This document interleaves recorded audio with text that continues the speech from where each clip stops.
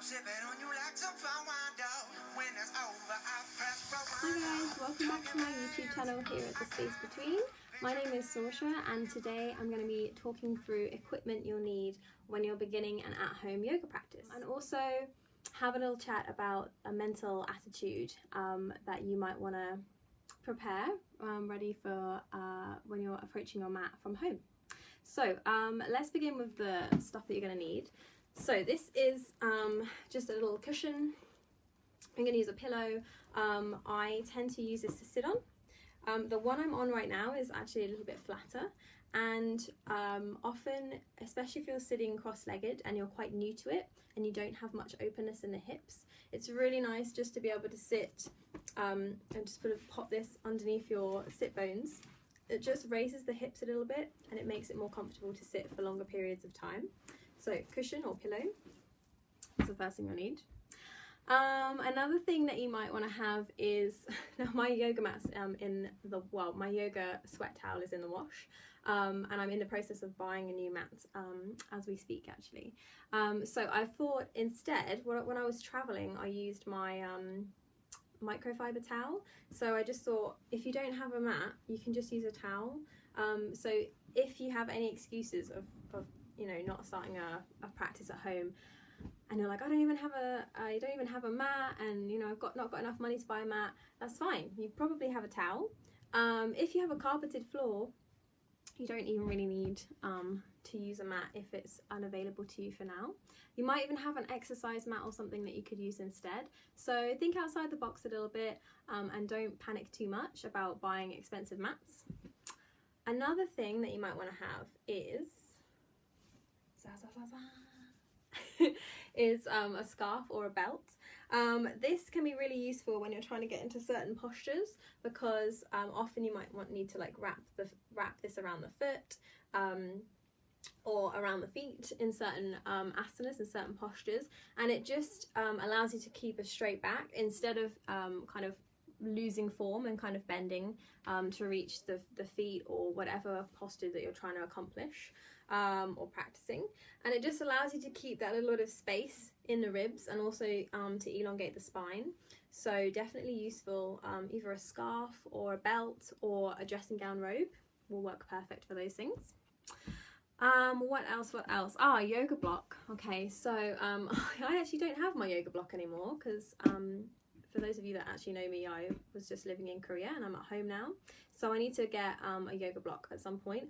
But maybe some of you are like me and you happen to have a collection of Alfred Hitchcock movies that you've never watched. I would just use this. I don't tend to use blocks too much in my home practice, but it is useful to have, especially if you're a little bit stiff and you're trying to reach the floor for a specific balance. Just having this up this way or even lying flat can really help, just to give you that extra bit of height so you can balance. Obviously this isn't the most durable thing, so it may not be brilliant if you're going to actually put some weight on it. I would use a book, so if you can find a book this kind of width, that would be perfect. And also sometimes just for wedging it in between your knees when you are doing certain postures. Sometimes the knees have a tendency to splay out, so it can really help. Even when I'm in a posture where my knees are together, I'm not necessarily squeezing my DVDs together. It's just for me to bring some awareness into my knees, if that makes sense. So yeah, a cheeky yoga block. You also might want to have, we speak of drishti points often in a yoga class, and a drishti point is just a focus point. We'll be playing around with the drishti point a little bit in some of my chakra debunk series. So I have like some amethyst here, so if we're working on Ajna chakra, amethyst is a nice gemstone. I also have this, which I think is blue calcite, and it's for Vishuddha chakra.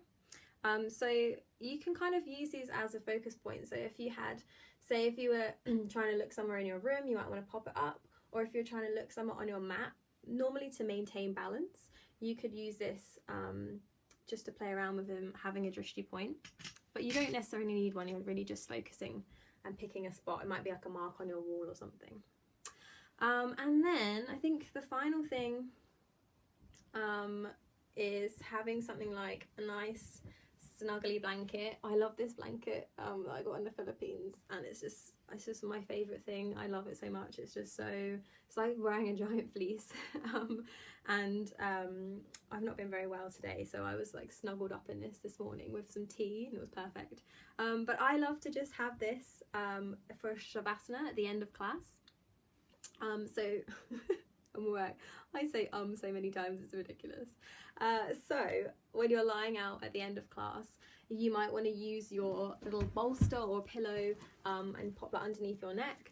And it's also really nice to have either like a snuggly robe. Maybe you could use the robe that you've got the belt from for the other postures, or a really nice fleece, or a pashmina or a scarf, or something that's soft, and anything that just allows you to like lie in the space for 5-10 minutes, even longer if you've got it, is perfect, especially really early in the morning, when you kind of don't necessarily want to do your practice. Sometimes just the thought of having this laid out on my mat ready for me is enough to entice me onto my mat that morning, especially if it's very early and in the winter months as well. Yeah, so and then the only other thing I really wanted to say in terms of equipment or stuff would be just wearing something comfy and quite loose. So I actually, when I was in Thailand, I bought some elephant pants because I was like, these will be perfect for yoga. And then it was so humid and they don't actually have any stretch in them, so I was in the hall doing yoga with the other students, and I just kept having to like pull them up, and it was just kind of, it was something I had to keep thinking about, so it kept kind of bringing me back into my body and all this kind of thing. So it's better to just wear something that's comfy. Leggings are perfect. If you've got some jogging leggings or some old baggy shorts with like tatty holes in, they're perfect, because I have done many a yoga class with some tatty shorts on. At the end of the day, no one's going to see you. Also just a baggy t-shirt, something that's going to be comfortable. You might work up a little bit of a sweat. You know what, and also if it's humid and it's hot, I love practicing yoga naked, because why not? Just make sure that your door's closed, so you don't scare any family members, or close your windows or blinds so that you're not falling I don't know what I'm trying to say, falling prey to somebody's eyes, or probably, I don't know, if someone saw me practicing yoga, I think I would be scaring them more than they'd be scaring me. But anyway, yoga was traditionally practiced naked, so I hear. So it's, why not, embrace it. But yeah, just wear something that's comfy, loose, baggy. Like I said in my opening video, when I was talking about the chakra debunk series a little bit, yoga does not give a shit about what you look like on your mat, and neither do I. So whatever gets you on your mat. If you want to like wear like some Jane Fonda-esque lycra and like, I don't know, smudge some lipstick on your cheeks and like get your sweatband on, like, do it, man. Whatever gets you on your mat, like, have some fun with it. I'm coming up with some video ideas already, so it's gonna be good. It's gonna be pretty good.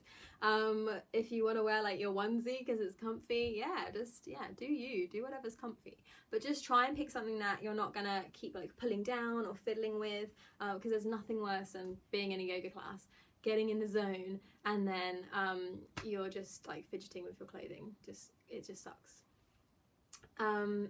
So that's the practical stuff out of the way, and I just wanted to talk a little bit about the attitude that you I nearly said should, I hate the word should, the attitude that you can adopt when you approach your mat.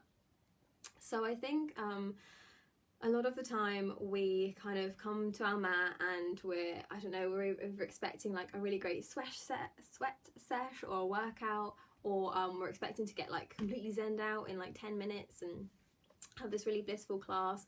And sometimes you've had a really irritable day, or it's that time of the month, or like your family's pissed you off about something, or your boss has been on your back, or whatever, or you're just not feeling you're just feeling a bit meh and you don't really want to come and do a yoga class, but you persist and you go along anyway, and then you find yourself getting really irritated, or I've gotten really angry in classes before, or just kind of any emotion, and you're just a bit like, oh whoa, where did that come from?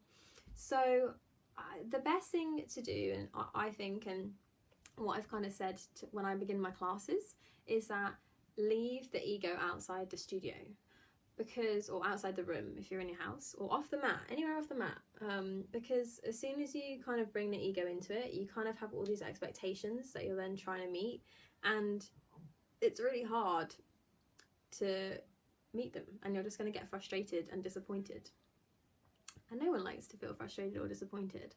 So try and leave the ego outside the room, off the mat, and approach your mat and try and kind of have this attitude of being playful and experimental, because when you're falling on your ass trying to do a headstand, or not that we're going to throw ourselves right into that, but like any posture that you struggle with is so much more fun if you're trying to be more childlike about it. Like, children are so full of like wonder and like intrigue, and they're like, oh my god, my body can do this, I had no idea, and you know, they're finding stuff out about them all the time, and I just think that's fantastic. And if you can try and adopt that attitude as well, of being playful and experimental and just seeing what you can create that day, seeing what happens, going with the flow, it's going to make your class, if you attend a class, so much fun. It's going to make my series more fun. When you maybe eventually start to do your own practice, it's going to make that more fun, and it just makes it more enjoyable. And it's not supposed to be this big horrible chore that we get on our mats every day. It's supposed to be something that we look forward to and we enjoy, at least most of the time. And also, I guess the other thing I wanted to say is that I actually watched this interview, and I'll try and find it. It's with I can't even remember her real name now. I think it's Morgan, and she's, if you're on Instagram, then you'll probably have heard of the Southern Yogi, and I absolutely love her. I've been following her for ages, since before she was the Southern Yogi. And I saw this interview the other week on YouTube, and she was saying how when she approaches her mat, she feels so grateful and so lucky that she has a body that can do all this amazing stuff. And I just thought, actually, that's a really great attitude to have. And you know, sometimes we focus on the things that we can't do, like I can't touch my toes today, or I can't do a handstand, or I can't do this, that and the other, or this balance, or whatever, and we forget about all the amazing things that we can do. And I just thought that was a really cool way of looking at it. Like, my body can do this. I am able to come and step onto my mat today and have this practice and have this like beautiful meditation session, and my body is able to give me that. So I don't want to say should, but you know, let's give back, because this is what, you know, the universe, or whatever you believe, has given you to work with, to play with. Why not experiment with it and see where it can take you? Yeah, and I'll try and find that video and link it below, because I thought, I don't know, she puts it much more eloquently than I did, but it's just a beautiful way of looking at it, I think. And yeah, I think just having that mindset of like playfulness and creativity, it certainly helps me when I'm stuck in a rut, or I'm trying to sequence something new, of just kind of having fun with it at the end of the day. So yeah, thank you very much for watching this video today, guys. But hopefully it gives you some ideas as to what to expect and how to prepare for your classes at home. I'm so excited to start a series with you. I have no idea. I'm really looking forward to it. And yeah, I'll leave links below if you want to follow me on Instagram or my Facebook page. And yeah, if you like the content today, then please do hit subscribe, and I'll see you again soon. Thanks, guys.